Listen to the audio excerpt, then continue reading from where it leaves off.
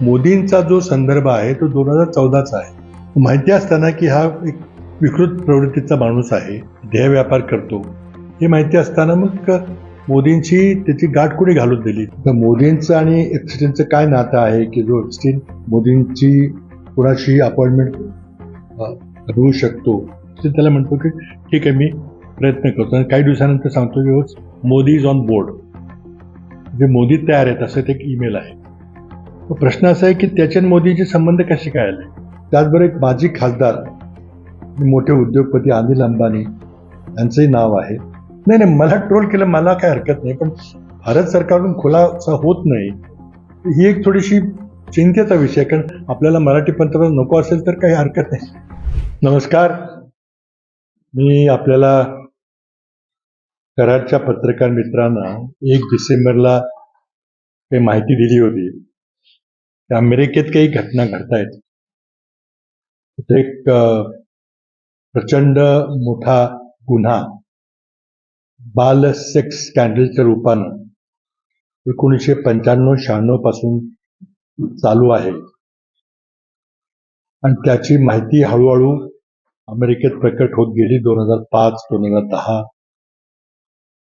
आणि त्या घटनेचा सूत्रधार जेफ्री एप्स्टीन नावाचा जो एक मोठा धनाढ्य उद्योगपती होता, त्याचा आत्महत्या किंवा खून झाला ऑगस्ट 2019 मध्ये. त्यापूर्वी अनेक बालिकांनी, अल्पवयीन मुलींनी त्याच्या विरुद्ध फौजदारी गुन्हे दाखल केले होते की त्यानं काही ना काही आमिष दाखवून त्या मुलींचं लैंगिक शोषण केलं आणि उच्च पदस्थ बड्या बड्या धेंडांना त्यांचा देह विक्रय केला. हा खटला अमेरिकेत बऱ्याच दिवसापासून चालू आहे आणि या जेफ्री एप्स्टीन नावाच्या माणसाचा मृत्यू झाला अमेरिकेच्या हाय सिक्युरिटी प्रिझन मध्ये, न्यूयॉर्कमध्ये. आता त्यानं गळफास लावून आत्महत्या केली का त्याचा खून केला बड्या लोकांनी की काही तो काही बोलू नये म्हणून, त्याचे अजूनही स्पष्ट उत्तर काही अमेरिकेत आलेलं नाही. पुढं हे प्रकरण इतकं तापलं की दोन्ही पक्षांच्या खासदारांना हे प्रकरण दडपणं अशक्य पाराय झालं, कारण त्यांच्या मतदारसंघातील मतदारांनी त्यांना सांगितलं की आम्ही सगळं काही खपवून घेऊ, पण हे आम्ही खपवून घेणार नाही. आणि तुम्ही जर हे प्रकरण दडपायचा प्रयत्न केला राष्ट्रपती ट्रम्प यांना वाचवण्याकरता, तर पुढच्या निवडणुकीमध्ये तुमची काही धडगड नाही, आम्ही तुम्हाला काही मदत करणार नाही. अशा प्रकारचं वातावरण अमेरिकेत झाल्यामुळे दोन्ही पक्षाचे खासदारांना नाईलाजाने एप्स्टीन संबंधीची सगळी कागदपत्र, सगळे फोटो, सगळे व्हिडिओ ते त्यांनी गुप्तपणे आपल्या गिराईकांचे फोटो मुलींच्या बरोबरचे काढले होते. ही सगळी माहिती, ज्याला संयुक्तपणे एप्स्टीन फाईल्स असं म्हटलं गेलेलं आहे, हा जवळजवळ 30 वर्षाचा डेटा आहे. ईमेल्स आहेत, पत्र आहेत, फोटोग्राफ्स आहेत, व्हिडिओ रेकॉर्डिंग आहे, ऑडिओ रेकॉर्डिंग आहे. हे प्रचंड मोठं हे इलेक्ट्रॉनिकचे पुरावा इथं आहे. तो सर्व पुरावा एप्स्टीन यांच्या विरोधात जे खटले चाललेले खटल्यामध्ये प्रस्तुत करण्यात आला. तो सर्व पुरावा आता अमेरिकेच्या कायदा मंत्रालयाकडे, त्याला अटॉर्नी जनरल म्हणतात, त्यांच्याकडे आहे. अटॉर्नी जनरल हे राष्ट्रपती ट्रम्प यांच्या अधिकाराखाली काम करतात आणि ज्या बाई अटॉर्नी जनरल आहेत, पॅम बॉन्डी नावाच्या, त्यांना राष्ट्रपती ट्रम्प यांनी 6 महिन्यापूर्वी कायदा मंत्री म्हणून नियुक्त केलेलं आहे. त्यांच्या ताब्यात ही सगळी कागदपत्र आहेत. जनतेच्या दबावामुळं अमेरिकन संसद, ज्याला युएस काँग्रेस म्हणतात, तर युएस काँग्रेसच्या दोन्ही सभागृहांनी जवळजवळ एकमताने या सगळ्या एप्स्टीनचा पुरावा, एप्स्टीन फाईल्स प्रकाशित कराव्यात असा कायदा पास केला. नुसतं कोर्टाला सांगून हे कागदपत्र द्या असं हे नुसतं लेखी मागणी नव्हती ती, तर तो अमेरिकेत संसदेने US काँग्रेसने पारित केलेला कायदा होता, ज्यावर प्रेसिडेंट ट्रम्प यांना स्वाक्षरी करावी लागली आणि आज तो अमेरिकेचा कायदा आहे. त्या कायद्याचं नाव आहे एप्स्टीन फाईल्स ट्रान्सपरन्सी ऍक्ट. हा कायदा 19 नोव्हेंबरला अस्तित्वात आला. त्या कायद्यामध्ये एक महत्वाचं कलम आहे की पुढच्या 30 दिवसाच्या आत सर्व कागदपत्र खुले गेले पाहिजेत.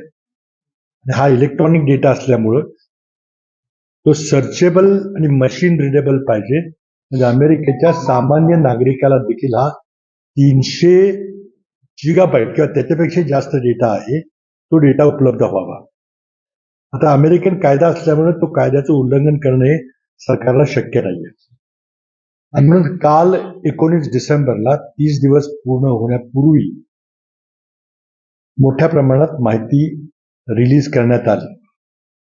अगदी संध्याकाळपर्यंत बरीचशी माहिती आलेली आहे. आता ती माहिती शोधणं, त्याला सर्च करणं, कोणाकोणाची नावं आहेत काय, हे काम आहे, ज्याला अनेक दिवस अनेक आठवडे लागू शकतात. ही फक्त पार्शल माहिती आलेली आहे आणि अमेरिकन अटॉर्नी जनरलच्या ऑफिसने सांगितलं की आम्हाला ही सर्व माहिती खुली करायला काय आठवडे लागतील. म्हणजे संबंध माहिती बाहेर यायला, ज्यामध्ये प्रेसिडेंट ट्रम्प यांचे स्वतःचे अनेक फोटोग्राफ व्हिडिओ आहेत, त्यामुळे ते फोटो थोडं मागे ठेवण्याचा किंवा दाबण्याचा प्रयत्न होण्याची शक्यता आहे. आणि ज्या खासदारांनी हे विधेयक मांडलं त्यामध्ये भारतीय वंशाचे रो खन्ना नावाचे खासदार आहेत. त्यांनी आता जी मुलाखत दिलेली आहे की आम्ही पाहतोय काय काय मिळालेलं आहे ते, पण आमचं समाधान होईल असं मला वाटत नाही. अमेरिकन सरकारकडून प्रेसिडेंट ट्रम्प यांच्याकडून माहिती लपवायचा प्रयत्न होतो. तर जो माहिती जी आपल्यासमोर आलेली आहे त्यामध्ये ईमेल्समध्ये काही उल्लेख भारतीयांचे आहेत. मी आपल्याला सांगितलं होतं की आजी बाजी खासदार आहेत. त्याप्रमाणे पेट्रोलियम मंत्री हरदीप पुरी यांचं नाव एका ईमेलमध्ये आहे. आणखी एका ईमेलमध्ये एक अमेरिकेतला एक मोठा अधिकारी जो ट्रम्प यांचा सल्लागार होता, स्टीव्ह बॅनन नावाचा, तो एप्स्टीनला विनंती करतो की मला भारताच्या पंतप्रधानांना भेटायचंय. एप्स्टीनकडून उत्तर येतं की मी प्रयत्न करतो की तुमची गाठ होईल का. नंतर काही दिवसांनी पुन्हा अशी ईमेल येते की मोदी ऑन बोर्ड, म्हणजे मोदी भेटायला तयार आहेत. तर मोदींचं आणि एप्स्टीनचं काय नातं आहे की जो एप्स्टीन मोदींची कुणाशीही अपॉइंटमेंट होऊ शकतो, याचं उत्तर सरकारकडून मिळावं लागेल. त्याचबरोबर एक माजी खासदार आणि मोठे उद्योगपती अनिल अंबानी यांचंही नाव आहे आणि एक अमेरिकेत राहणारे आरोग्यविषयक एक बडी व्यक्ती आहेत, त्यांचंही नाव भारतीय वंशाच्या व्यक्ती आहेत, त्यांचंही नाव आहे. पण अजून फोटोग्राफ्स वगैरे काही कॉम्प्रोमाइजिंग फोटोग्राफ्स असे काही पुढे अजून आलेले आहेत किंवा अजून सापडलेले आहेत. त्याची आज रात्रभर तिथल्या अमेरिकन मीडियाकडून शोध चाललेला आहे. भारतात देखील शोध चालला आहे, कारण ती माहिती सर्वांना उपलब्ध आहे. तुम्हालाही ती माहिती उपलब्ध आहे. त्याकरता अमेरिकन सरकारने एक वेगळी वेबसाईट तयार केलेली आहे, एप्स्टीन फाईल्स ट्रान्सपरन्सी ऍक्ट म्हणून. त्या वेबसाईटमध्ये जाऊन आपल्याला वेगवेगळे तिथं वेबसाईट आहेत. त्यामध्ये एक वेबसाईट एप्स्टीनची आत्महत्या झाली त्यावेळेचं CCTV फुटेज आहे. त्यावेळेचे सगळे पोलीस यंत्रणा काय करत होती याची माहिती आहे. नंतर आतापर्यंत जे 2 खटले चालले त्या खटलेमध्ये काय काय पुरावा दिला गेला, त्या महिलांची साक्ष आहे. तर प्रचंड मोठं अशी सामुग्री, म्हटलं डिजिटल सामुग्रीही उपलब्ध करून दिलेली आहे. तर त्याच्यात त्याचं विश्लेषण करायला काही काळ लागेल, परंतु जगातले सर्व पत्रकार, आंतरराष्ट्रीय सर्व पत्रकार ही माहिती कालपासून शोधायला लागलेली आहे. ते लवकरच त्याचे आपल्याला समजेल असं विश्लेषण काही दिवसामध्ये येईल. मी 1 तारखेला मुद्दा मांडला होता, ते एवढंच मांडलं होतं, मला जी माहिती होती अमेरिकन मीडिया वाचून, मी काही अमेरिकेतली आणि इंग्लंडमधले वर्तमानपत्र रोज पाहतो. त्यातून जी काही चर्चा चालली होती त्यातून काहीतरी बडं प्रकरण अमेरिकेत गाजतंय याची मला जाणीव झाली, त्याची बहुतेक आपल्याकडे कोणाला माहिती नव्हती. म्हणून मी 1 डिसेंबरला आपल्याशी संवाद साधताना असं म्हटलं होतं की हे जर प्रकरण खुलं झालं तर त्याचे भारताच्या राजकारणावर परिणाम होतील का, असा मी प्रश्न विचारला होता. कारण मला शंका आहे की त्याचे होतील असं मला वाटतं. आणि जर ती जी नावं त्यावेळेला जी होती पण काही स्पष्ट पुरावा नव्हता म्हणून मी कधीही कोणाचे नाव घेतलं नव्हतं. आज पहिल्यांदा काही नावं घेतली कारण ती पुरावे आलेले आहेत.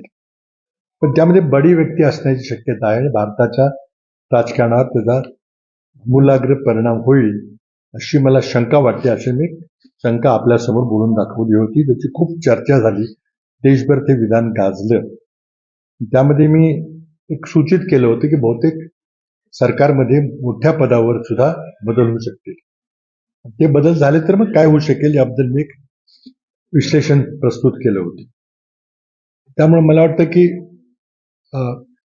एप्स्टीन फाईल्स ट्रान्सपरन्सी ऍक्ट अनुसार माहिती पुढे आलेली आहे. जी भीती होती की यामध्ये काही उच्चपदस्थ भारतीय असतील ते खरी निघायला लागलेली आहे.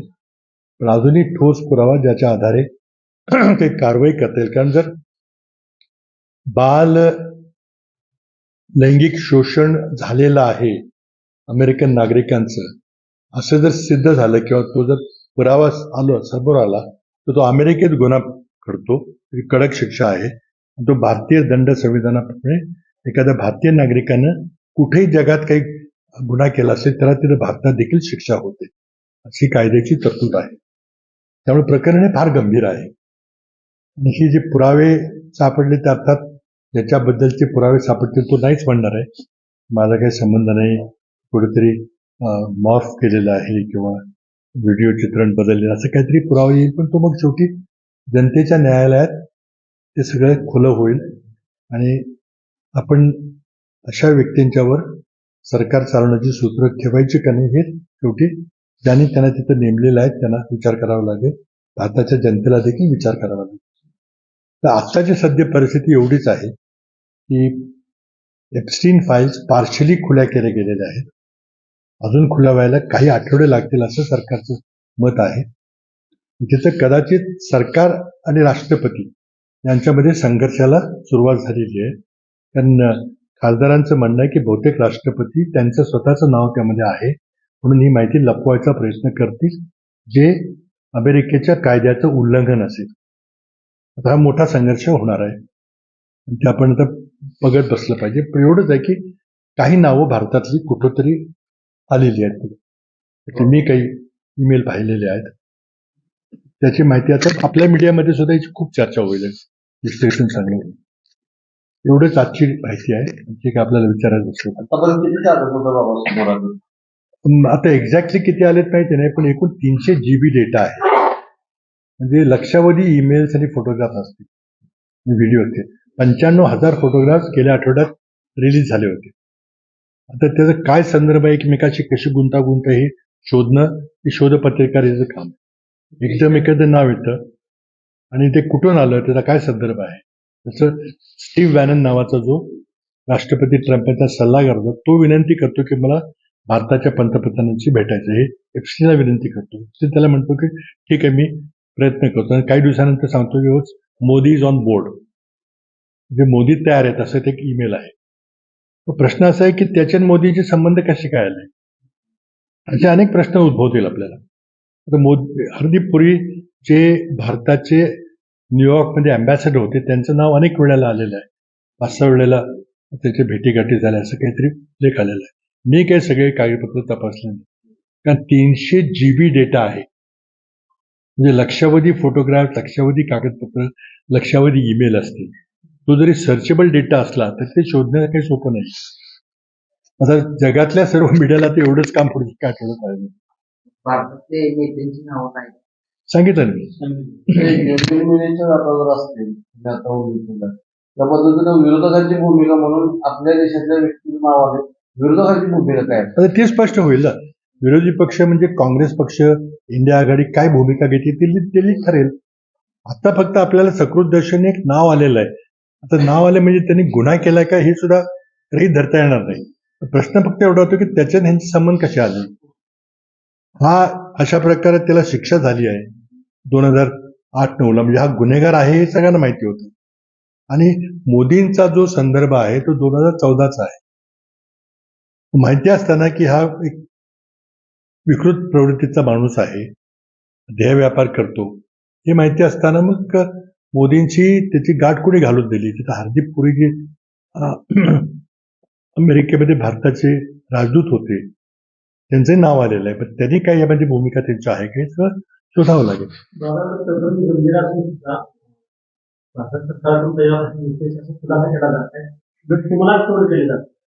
नाही नाही, मला ट्रोल केलं मला काय हरकत नाही, पण भारत सरकारकडून खुलासा होत नाही ही एक थोडीशी चिंतेचा विषय. कारण असं नाव जर सोशल मीडियामध्ये आलं, आपण हिंदी युट्यूब चॅनल पाहिलं असेल त्याने उघडपणे ही नावं चर्चेत आहे, तरीही एकही त्याचं स्पष्टीकरण किंवा की बाबा ह्यात आमचा काही संबंध नाही असं कुठं काही कोणी बोललेलं मला तरी आढळलं नाही.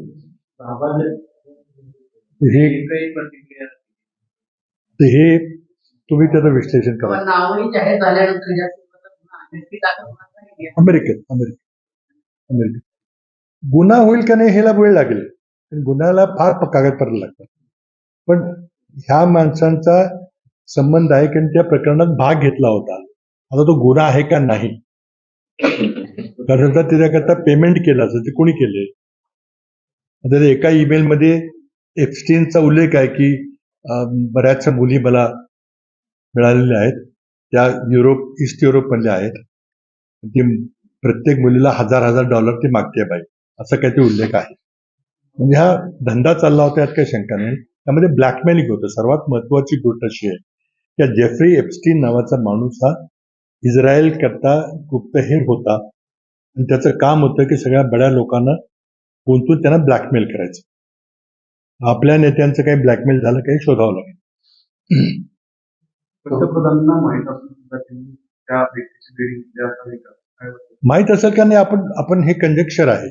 समजा तिथल्या राजदूतांनी अँबॅसेडरने सांगितलं असेल की तुम्ही ह्याला भेटा, मोठा माणूस आहे, असं काही सांगितलं असतं तर म्हणजे एकदम त्याला दोषी आहेत असं म्हणता येणार नाही. त्याला खूप विश्लेषण करावं लागेल. पण एक आहे की त्या माणसाची तुमचा संबंध आला कसा हा प्रश्न तो उद्भवत होतोच. सध्या तुम्हाला ट्रूथ मुख्य कारण म्हणजे तुम्ही बोलताना म्हणता होता की मराठी पंतप्रधान होईल, या मुद्द्यावर फार मोठ्या प्रमाणात बोलतो. नाही, मी काय म्हटलं होतं तुम्ही लक्षात घ्या. ट्रोल करायचं काय कारण नाही. मी म्हटलं होतं की पुढच्या काही दिवसामध्ये भारतीय राजकारणामध्ये अमेरिकेतल्या घटनांमुळे काही खूप मोठा परिणाम होईल आणि कदाचित त्यातून एखादं मराठी भाषिक पंतप्रधान होण्याची शक्यता आहे. हे माझं राजकीय विश्लेषण आहे. अजून त्याकरता ट्रोल करायचं असलं आपल्याला मराठी पंतप्रधान नको असेल तर काही हरकत नाही. ज्या प्रकारे हे प्रकरण पुढे येते, जगभरातील नावं येण्याचे संकेत अनेकांकडून दिले जातात. जर गुन्हा असेल नसेल तो नंतर सिद्ध होईल, पण आपल्या पंतप्रधानांचं अशा पद्धतीनं नाव समोर येणं माध्यमांमध्ये हे भारताच्या दृष्टीनं प्रतिमा मलिन करणारं आहे का? आता हे तुम्ही आणि जनतेने ठरवायचे.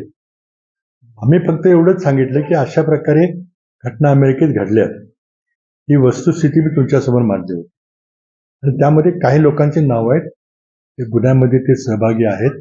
आता त्यांना हे माहिती असणारच. जर आपण अल्पवयीन मुलीशी काही संबंध ठेवतो हा गुन्हा हे प्रत्येकाला माहिती आहे, त्यामुळे जाणून बुजून ते झालेलं आहे. ते आता प्रत्येकाचा मुलींच्या बरोबर काही संबंध होता का हे अजून सिद्ध झालेलं नाही. एवढं सिद्ध झालंय की याचा जो सूत्रधार होता जेफ्री एप्स्टीन, त्यांनी बड्या बड्या लोकांना आपल्या जाळ्यात अडकवलं. त्यामध्ये बिल गेट्स, मायक्रोसॉफ्टचे मालक, जगातला सर्वात श्रीमंत माणूस, त्यांनी कबूल केले मी या माणसाची गाठीबिटी घेऊन तिथे संबंध ठेवून फार मोठी चूक केली, कारण त्यामुळे माझा घटस्फोट झाला. आपल्याला माहिती आहे की बिल अँड मेलिंडा गेट्स यांचा घटस्फोट काही दिवसात झाला, त्यांनी कबूल केलं. इंग्लंडचे राजपुत्र प्रिन्स अँड्र्यू, आता जे बादशाह किंग चार्ल्स आहे त्यांचा धाकटा भाऊ, त्याच्यावर एका मुलीने स्पष्ट आरोप केला की यांनी माझ्याशी पैसे त्यांनी दिले आणि हे केलं आणि माझ्याशी संबंध, थोडी अल्पवयीन मुली होती तिने कोर्टात तक्रार केली. तो खटला चालला होता. त्यानंतर प्रिन्स अँड्रू यांनी त्या मुलीच्यावर कोर्टाबाहेर सेटलमेंट केली. $15 मिलियन जवळजवळ 130 कोटी रुपये त्या मुलीला दिले. वस्तुस्थिती आहे, त्यांनी कबूल केलेलं आहे. आणि त्यानंतर जेव्हा प्रिन्स अँड्रू इंग्लंडमध्ये परत गेले तेव्हा त्यांच्या मोठ्या भावानं इंग्लंडच्या बादशाह किंग चार्ल्सने त्याची सगळी शाही पदं काढून घेतली, त्याच्या पदव्या काढून घेतल्या. त्यांची पदवी ड्यूक ऑफ यॉर्क होती ती काढून घेतली. त्याला सामान्य नागरिक म्हणून घोषित केलं. प्रॉपर्टीचा काही हिस्सा त्याला मिळणार नाही अशी भूमिका घेतली. आता किंग चार्ल्सने का केलं? हा इंग्लंडचा बादशाह आहे, धाकट्या भावाबद्दल त्यांनी का केलं? त्यांनी किती $15 मिलियन म्हणजे 140 कोटी रुपये त्या मुलीला का दिले? उघड आहे सगळं, फॅक्ट्स आहे. नंतर एक इस्रायलचे पंतप्रधान बेहूद एराड म्हणून आहे, त्यांची छायाचित्र प्रकट झाली आहेत. अत्यंत घाणेरडी छायाचित्र मुलींचं शोषण करण्यात आलेले. इस्रायलचे माजी पंतप्रधान तिकडे मोठ्या मोठ्या लोकांना जाळ्यात अडकवायचं. त्यामध्ये ट्रम्पचा मोठा रोल आहे. कारण ट्रम्प यांचे शेकडो फोटोग्राफ एप्स्टीन बरोबरचे आणि तरुण मुलीबरोबरचे फोटोग्राफ. आता ही जेव्हा माहिती जेव्हा येते आहे तेव्हा ती माहिती प्रकाशित करताना ज्या मुलींचे फोटोग्राफ आहेत त्यांचे तोंड ते काळी केले, ज्याला इंग्रजीमध्ये रिडॅक्टिंग म्हणतात. एखाद्या व्यक्तीचं नाव आलं निरपराध व्यक्ती, ते ओळ सगळी काळी केलेली आहे. बरेचसे पुरावे नुसते काळे काळे कागद, सगळे ते माहिती रिडॅक्ट केलेली आहे. कारण का? अल्पवयीन मुलींची ओळख होणे, त्यांच्या चारित्र्यावर कायमचा बट्टा लागेल असं होऊ नये म्हणून ते रिडॅक्ट केलं. तर त्यातून आता सगळं शोधून काढणं हे मोठं काम आहे. मला वाटतं इतिहासात कधी इतक्या मोठ्या प्रमाणात डिस्क्लोजर झालं नव्हतं आणि ते इतकं डिस्क्लोजर ते सांभाळून केलेलं आहे. ते करताना महिनाभर का लागला? तर त्यांना प्रत्येक कागद तपासावा लागला. यामध्ये कोणाचं निरपराध व्यक्तीचं नाव आलंय का, किंवा विक्टीमचं नाव आलं का, ज्याच्यावर अत्याचार झाला त्या व्यक्तीचं नाव आलं का, कारण त्या व्यक्तीवर कायमचं बदनामीचं तिला फेस करावं लागतं. मला सैन्य चढावर आणि भाषा बोलतात. मी आता त्याच्याबद्दल मुंबईला जाऊन मी प्रेस कॉन्फरन्स घेईन, कारण हा माझा अधिकार आहे सरकारला प्रश्न विचारायचा. त्या अधिकारात मी विचारत राहणार. तुम्ही म्हटलं ना की कुठली ह्या विषयावर ही ताकद ही माहिती प्रस्तुत करण्यापासून अडवू शकणार नाही. फोटो अशा ज्या गोष्टी राष्ट्रात देशात तर हे कशात नाही बघा, फोटो ब्लर करणं किंवा फोटो रिडॅक्ट करणं याला सर्वांची मान्यता आहे. कारण ज्या मुलींच्यावर अत्याचार झालेला आहे त्यांची नावं जाहीर करणं हे कुठंच आपल्या कायद्यात पण हे परवानगी नाहीये. आता अडथळा ते त्यांचं ते बघून घेतील ना. तुम्ही म्हणताय ते बरोबर आहे की प्रेसिडेंट ट्रम्प यांचं नाव आल्यामुळं राष्ट्रपती कार्यालयाकडे ज्यांच्याकडे सगळी माहिती आहे ते पुरवताना थोडासा हात आकारता घेतील शक्यता आहे. आणि तो वाद आता अमेरिकन संसदमध्ये आणि प्रेसिडेंटच्या कार्यालयामध्ये चाललेला आहे जोरात, आणि पुढच्या काही महिन्यामध्ये चालेल. त्याचा एका बाजूला प्रयत्न राष्ट्रपती ट्रम्प यांना वाचवण्याचा असेल, की बड्या धेंडांना वाचवायचा असेल, आणि पार्लमेंटचं म्हणजे संसदेचं काम असेल की सगळी माहिती मिळाली पाहिजे. आजच सकाळपासून आपण पाहिलं की तो वाद सुरू झालाय. तर सरकारचं म्हणणं आहे की इतकी माहिती आहे की आम्हाला एकदम ती पुरवता येत नाही, कारण ते नावं ब्लॅकआउट करायला वेळ लागतो वगैरे, असं त्यांचं म्हणणं आहे. थँक्यू.